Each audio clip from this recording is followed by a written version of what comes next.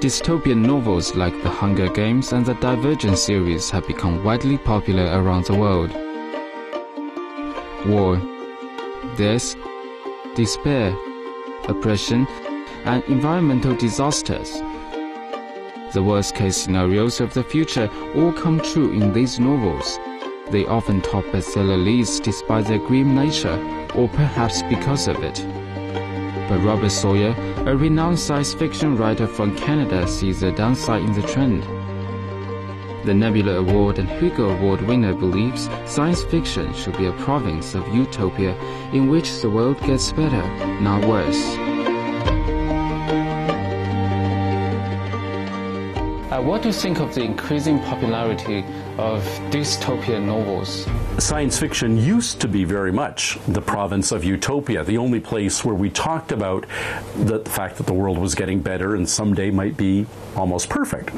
But dystopia has taken over in science fiction, and very much so in science fiction for adolescents, for teenagers, which is, to me, a very disturbing trend. When I was growing up, I'm 53 now, when I was growing up, we all thought the future was going to be better than the present. We were all looking forward to tomorrow. And today, that isn't in the West. That isn't the way the young people look at it. The young people have the notion that it's never going to be better than it's right now. And it's going to be worse in 50 years. And that's a very disturbing notion. But the Americans are very much of the mind that the best years for the United States were in the 20th, not the 21st century. So they have a graph that leads to dystopia instead of to utopia. I think here in China, one of the most interesting things I've seen coming here is you can see just in the 6 years since I was last here, so much progress. Things are so much better now. There's a real, in this country, I think there should be an embracing of the utopian notion because it's achievable. So you do have faith in the development of humanity and the appropriate use of technologies?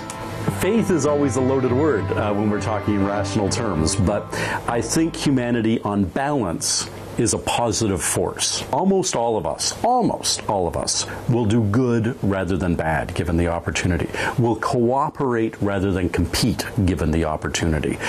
Will see the value of the collective over just the value of the individual. We've seen that selfishness is not the path to human prosperity. And I have faith that humanity has already recognized that and will continue to embrace it even more. Fantasy novels have also become more popular in recent years. The Harry Potter series, as well as A Song of Ice and Fire, have numerous fans all over the world.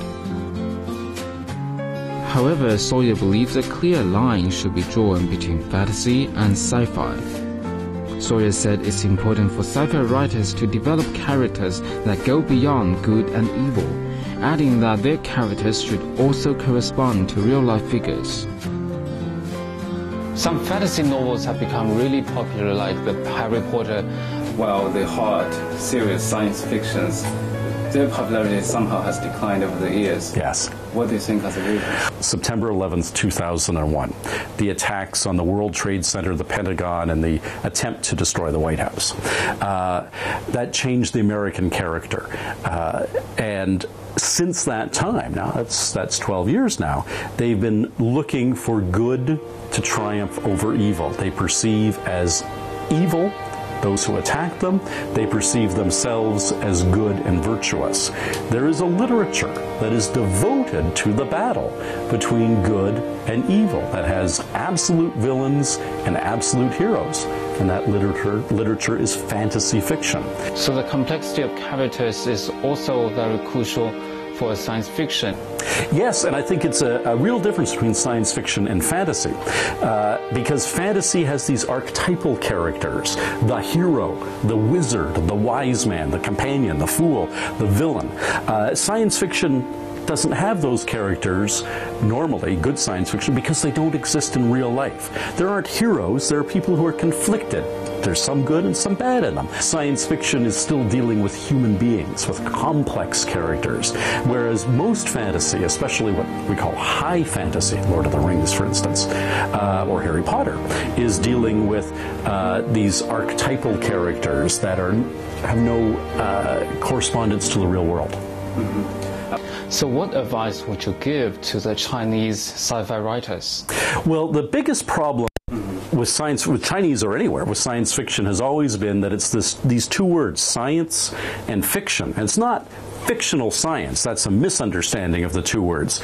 It's stories with a scientific background. So you have to have the balance between all the neat intellectual, scientific ideas, and also all the human and character-oriented stuff.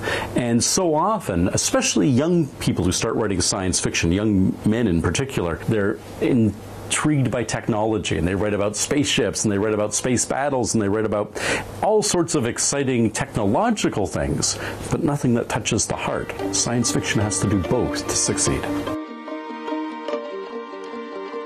Listed as one of the world's top science fiction writers, Sawyer has written novels such as Terminal Experiment and Calculating God.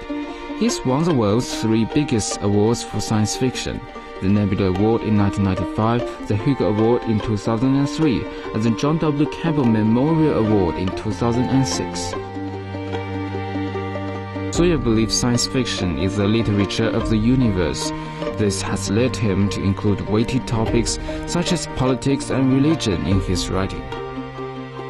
So how important are the political and social factors for science fiction? When I write my books, they are comments on society, and that's the power of science fiction, especially in places where the press is not as free as it might be, where you have restrictions on what you can say directly. Science fiction always flourishes.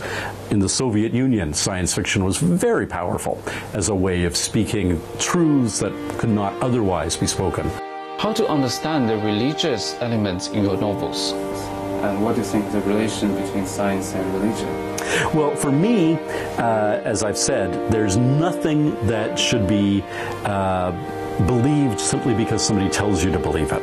And there's nothing that you should believe that you're unwilling to change your mind about. Science is all about being willing to change your mind. And religion is about, no matter what happens, I will not change my mind. So religion is this gigantic social force, and science fiction is the literature of the universe. How do you write about the whole universe and not address religion as part of your dialogue? You have to deal with it, but you deal with it rationally. Where do you think the world's science fiction is going? American and British science fiction got very tied up in series of books, endless series of books in the last couple of decades, and I think that was a mistake. And the thing that's made me happiest as a change in science fiction in the last 2-3 years is seeing a lot of major writers who previously had been doing series not doing series anymore, coming back and doing very strong individual books, myself included. Science fiction is about exploring strange new worlds, not constantly going back and visiting the same old world over and over again. I think that's good. As a sci-fi writer, what's your understanding, what's your expectation of the Chinese dream? I think you have an opportunity to leapfrog, and I know how much Chinese like frogs. I see them everywhere in art. Leapfrog over a lot of the mistakes and learn from the mistakes the West made as it becomes a fully modern economy and culture. And if you do it right, there's no reason why the 21st century, not just the 21st century, but the 21st and 22nd centuries, will be the great Chinese centuries.